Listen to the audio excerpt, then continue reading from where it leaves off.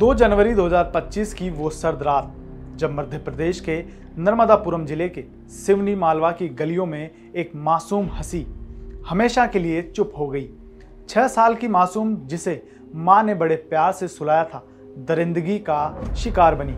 उसके साथ जो हुआ उसे शब्दों में बयां करना भी पाप लगता है। अब 88 दिन के भीतर कोर्ट ने उस दरिंदे अजय वाड़ीबा को फांसी की सजा सुनाई है। प्रथम अपर सत्र न्यायाधीश तबस्सुम खान ने अपने फैसले में सिर्फ सजा नहीं सुनाई बल्कि अपने फैसले में मासूम के लिए कविता भी लिखी।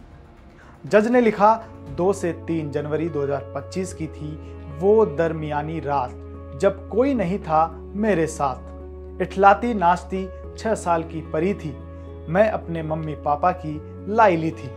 सुला दिया था उस रात बड़े प्यार से माँ ने मुझे घर पर।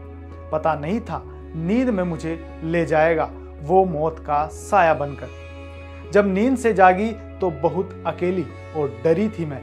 सिसकियां ले लेकर मम्मी पापा को याद बहुत करी थी मैं।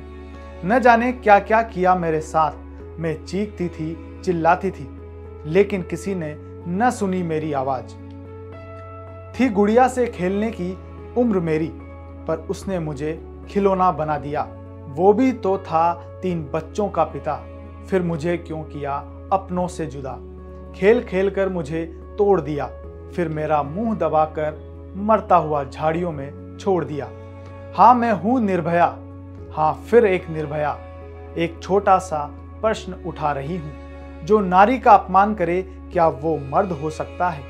क्या जो इंसाफ निर्भया को मिला वह मुझे मिल सकता है? यह घटना 2 जनवरी की है। रात करीब 9 बजे आरोपी अजय ने बच्ची का अपहरण किया। बच्ची नहीं मिलने पर पूरा गांव तलाश में लग गया। पुलिस ने अजय को हिरासत में लिया और पूछताछ में उसने अपना जुर्म कबूल कर लिया। झाड़ियों में ले जाकर दुष्कर्म किया। जब वो चीखी तो मुंह दबाकर मार डाला और शव को झाड़ियों में फेंक दिया। 13 जनवरी को चालान पेश हुआ और 88 दिनों तक अदालत में सुनवाई चली। सरकारी वकील मनोज जाट ने मामले को मजबूती से रखा। डीएनए रिपोर्ट से लेकर हर गवाह की आवाज ने यह साबित कर दिया कि कसूरवार कोई और नहीं, अजय वाड़ीबा ही था। वही अजय जिसने बच्ची को घर से अगवा किया, दुष्कर्म किया और फिर मौत के हवाले कर दिया। कोर्ट ने आरोपी पर 3000 रुपये का जुर्माना भी लगाया और पीड़ित परिवार को 4 लाख रुपए मुआवजा देने के आदेश दिए।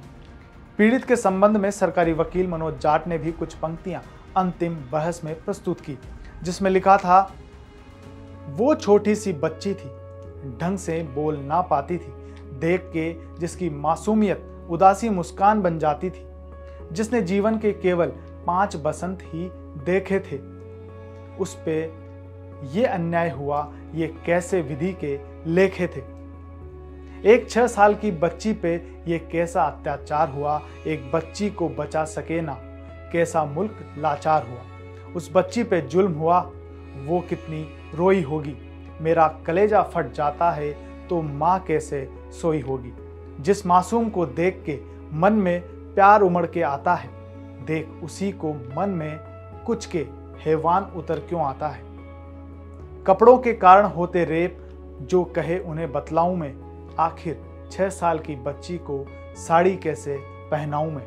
अगर अब भी हम ना सुधरे तो एक दिन ऐसा आएगा, इस देश को बेटी देने में भगवान भी जब घबराएगा।